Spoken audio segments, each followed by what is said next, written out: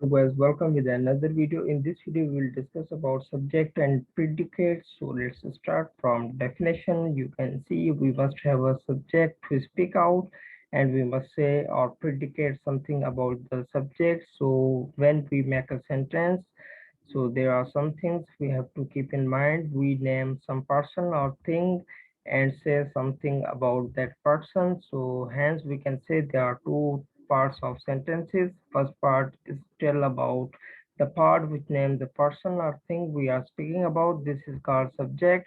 And the second part that which tells something about the subject. This is called predictive, or we can say subject comes first, but occasionally it is put after the predictive. So here are two examples. You can see here comes the bus, sweet or use of adversary.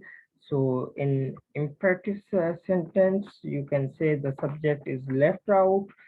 So this is a simple part of the imperative. So here are some examples like sit down and thank him. In first sentence, sit down, you have to understand yourself that subject you is understood, and for thank him, here to subject you is understood. So this is the basic of subject and predictive. Thanks so much for watching.